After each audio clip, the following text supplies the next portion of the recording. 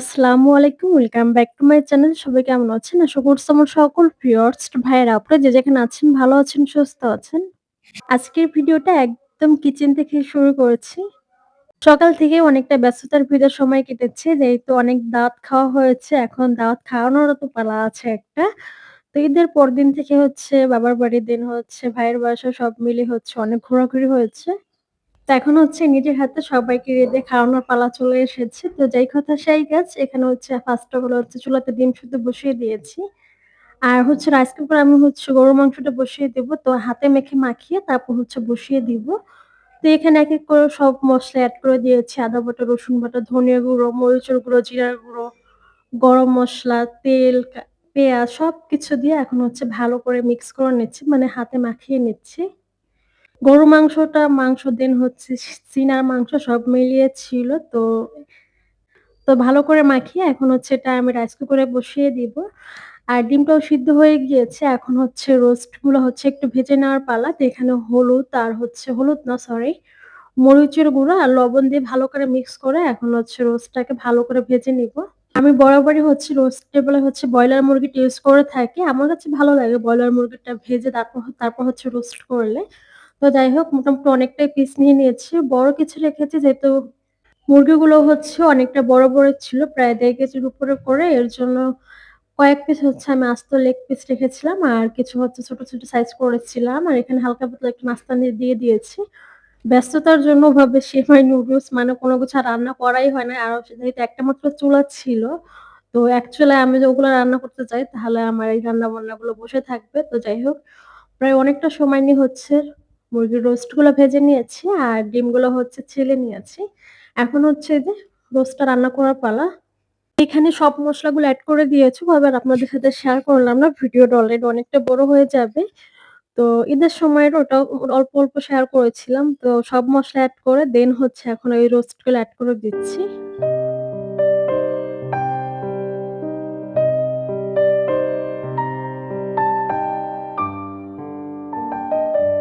এই রোস্ট গুলা রান্না করার সময় আমার অনেক বড় একটা ভুল হয়ে গিয়েছিল। আমি হচ্ছে সবগুলো রোস্ট একটা হাঁড়িতে বসিয়ে দিয়েছি। যদি বড় একটা হাঁড়িতে দিতাম তাহলে আরো বেশ ভালো হতো। বাট আমি যেহেতু ছোট একটা কড়াইতে দিয়েছি। আর রোস্টের পরিমাণটা একটু বেশি ছিল, নাড়াচাড়া করতেও সমস্যা হচ্ছিল। দেখা গিয়েছে ওরকম ভালোভাবে হয়নি। মানে বড় হাঁড়িতে দিলে দেখা যেত নাড়াচাড়া করতে মানে রান্না করতে বেশ সুবিধা হয়ে যেত। তো যাই হোক এরপরে যে রোস্ট রান্না করা শেষ, পোলাও মোটামুটি রান্না-বান্না শেষ। এখন হচ্ছে যে বেরেস্তা দিয়ে দিচ্ছিলাম। আর সেই সাথে এখানে যে ঘি এড করে দিচ্ছিলাম। দেখা যায় কি ঘিটা আমার শ্বশুর কিনে পাঠিয়ে দেয় ঈদে কিংবা কোরবানিতে। দেখা গিয়েছে 1/2 কেজি কিংবা এবার হচ্ছে ১ কেজি পাঠিয়েছে, একটু বেশি পরিমাণে পাঠিয়েছে। ঢাকায় বসে আগে যেরকমের পোলাও কিংবা বিরিয়ানি সপ্তাহে, সপ্তাহে রান্না করতাম ওভাবে এখন আর রান্না করা হয় না। এর জন্য দেখা যায় ঘির পরিমাণটা খুব একটা প্রয়োজন পড়ে না। তারপরে এবার বেশি পরিমাণে হচ্ছে ঘিটা পাঠিয়েছে। আর গরুর মাংসটাও রান্না করা হয়ে গিয়েছে। সেই সাথে ডিমগুলো ভুনা করে নিচ্ছিলাম। ফার্স্ট এ ভেবেছিলাম ডিমের কোরমা করব। পরে ভাবলাম থাক একটু ঝাল, ঝাল করে হচ্ছে ফ্রাই করে ফেলি। তো রান্না করতে, করতে হচ্ছে প্রায় ২ টার মতো বেজে গিয়েছে। এখন হচ্ছে সবাইকে খাবার দিয়ে দিব। তো এখানে হচ্ছে বাটিতে, বাটিতে আমি হচ্ছে খাবারগুলো বেড়ে, বেড়ে দিচ্ছি। এরপর হচ্ছে বাচ্চাদেরকে আগে দিয়ে দিচ্ছি। তারপর হচ্ছে বড়রা খাবে। তো ভাই, ভাবি তারপর হচ্ছে ভাতিজা ওরা সবাই এসেছিল। শুধু আপা আসে নাই। দুলাভাই দেন হচ্ছে তার ছেলেরা। তো বাচ্চাদেরকে এই যে আগে খাবার দিয়ে দিয়েছে। এরপর হচ্ছে বড়রা খাবে। তো এরপর ভিডিও করার মতো আর অবস্থায় ছিলাম না। কাজে ব্যস্ত ছিলাম দেন থালাবাটি ওয়াশ করা। এখানে এই যে থালাবাটি সব এখন হচ্ছে আবার গুছগাছ করে হচ্ছে শোকেসে রেখে দিতে হবে। নাহলে এগুলো রাখারও তো জায়গা নেই বাহিরে। আর দেখা যাবে হাত থেকে পড়ে কখন ভেঙে যায় তার ঠিক নেই।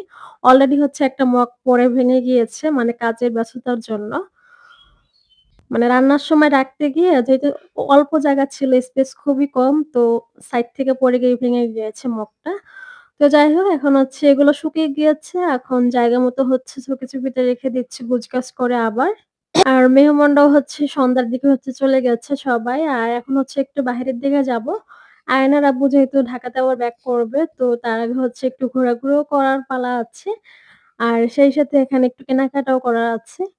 আসছিলাম হচ্ছে 99 শপে আর মেয়ে সেখানে পুতুল দেখে কি যে খুশি। তো এখানে কোনটা নেবে সেটাই হচ্ছে সিলেক্ট করতেছিল। আর এত পরিমাণে ঘোরাঘুরি করতেছিল দেখেন আছে খুবই সে খুশি এখানে এসে। বুড়ি ছি, ছি, ছি। যেহেতু পানি খাওয়ার মগ ভেঙে গিয়েছিল, তো ২ টো হচ্ছে পানি খাওয়ার মগ নিতে হবে কাঁচের। এখানে উপরে বড়, বড় টাইপের হচ্ছে মগ ছিল। আর সেই সাথে হচ্ছে এখানে এই মগ ২ টা আমার কাছে বেশ একটু ভালো লাগলো। অন্য টাইপের দেখে ইমোজি মগগুলো খুব একটা ভালো লাগে না। তো সবসময় হচ্ছে চা খাওয়ার জন্য এর জন্য এই ২ টা মগ নিবো। ডিজাইনটা আমার কাছে বেশ ভালো লাগছে। কালারটা মোটামুটি খারাপ না, সুন্দরই। এছাড়া বাকি অনেক জিনিস কিন্তু এখানে আছে। দেখেন কসমেটিক্স থেকে শুরু করে প্লাস্টিকের, কাঁচের, মাটির অনেক টাইপের জিনিসই কিন্তু 99 সবটাই আছে। তো খারাপ না, ভালোই। তো এখানে দেখলাম প্লাস্টিকের জার। আমার অবশ্য কিছু জারের প্রয়োজন ছিল। দারাজে আমি কবে অর্ডার দিয়ে রাখছি বাট এখনো কোনো খবর নেই ডেলিভারির। তো দেখি ওগুলো আসে কিনা। না আসলে এখান থেকে কয়েকটা প্লাস্টিকের জার অবশ্য নিতে হবে। ওগুলো আমি হচ্ছে কাঁচের জার অর্ডার করেছিলাম। আর দেখেন তার অবস্থা। সে হচ্ছে এখানে এসে মনে হয় বাসাবাড়ি মনে করেছে, সব এলোমেলো করতে শুরু করে দিয়েছে। অবশ্য বক্সগুলো কিন্তু খালি ছিল। তো এখানে টুকিটাকি যা অ্যাকচুয়ালি প্রয়োজন ছিল, আবার ২-১ টা জিনিস একটু ভালো লাগলো চোখে, সেগুলোও নিয়ে নিলাম। মাটির এই বাসনটা বেশ ভালো লাগলো। খাবার খাওয়ার জন্য কিংবা হচ্ছে দেখা যায় রান্নার সময় এর মাছ এগুলো কিন্তু রাখতে পারবো। এর জন্য এটা নিলাম। এরপর হচ্ছে একটু খাওয়া-দাওয়ার পালা। তো সাথে হচ্ছে মেজো দুলাভাই ছিল, তো তাকে ভাবলাম একটু ভাঙাই। তো সে বলল, "কি খাবা? চলো।" তো এখানে এই যে মিষ্টি ছিল, দই ছিল বিভিন্ন রকমের। তো আমার হচ্ছে ছানার এই যে পেস্ট্রিটা ট্রাই করবার পালা। কেমন হবে জানি না। তো এটা হচ্ছে ২ পিস নিলাম। আর এখানে কিন্তু আরো অনেক রকমের মিষ্টি আইটেম ছিল। বাট গরমে কিছুই খেতে ইচ্ছে করতেছিল না। ইচ্ছে করছিল ঠান্ডা কিছু খাই কিংবা হচ্ছে কফি টাইপের এগুলো। তো এখানে এই যে ছানার হচ্ছে ইনানি ভুস এই টাইপের কিছু একটা ছিল। আরো অনেক রকমের ছানার সন্দেশ বিভিন্ন রকমের। ইয়েস! এটার বিল দুলাভাই দিবে। সস।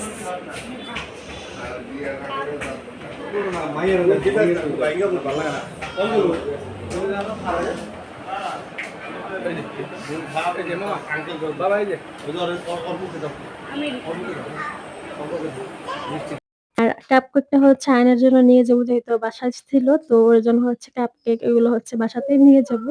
ও বেশ পছন্দ করে ওটা খেতে। মিষ্টিটা খেতে খুবই ভালো ছিল। খুব বেশি পরিমাণে যে মিষ্টি ওটাও ছিল না, হালকা পাতলা ছিল।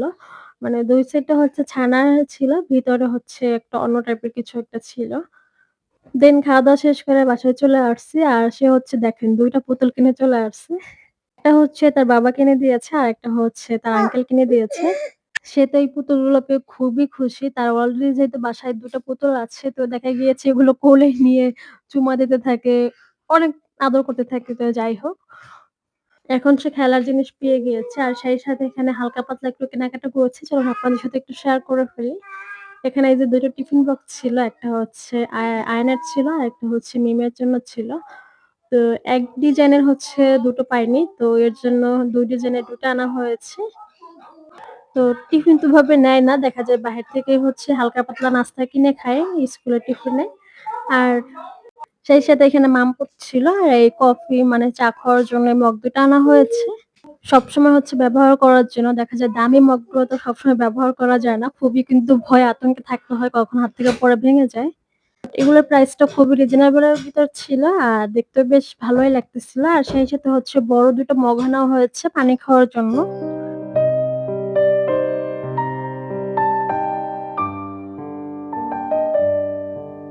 আর সেই সাথে যে মাটির এই কাসন নাকি বলে এটা ছিল। আরো বিভিন্ন কিন্তু মাটির অনেক জিনিস ছিল। তো মোটামুটি ওখানে কিন্তু গেলে অনেক কিছুই পাওয়া যায়। সংসারের জিনিস কিংবা হচ্ছে কসমেটিক্স সবই কিন্তু পাওয়া যায়। সেই সাথে হচ্ছে গোল্ডেন কালারের ২ পিস চামিচ আনা হয়েছে বড়। এগুলো অবশ্য কালার মোটামুটি বেশ ভালো দিনই যায়। তো ভালো লাগলো এর জন্য নিয়ে আসলাম। তো ঠিক আছে, আজকের মতো ভিডিওটা এখানেই শেষ করে দিচ্ছি। সবাই ভালো থাকবেন, সুস্থ থাকবেন। আল্লাহ হাফেজ। আসসালামু আলাইকুম, and thanks for watching.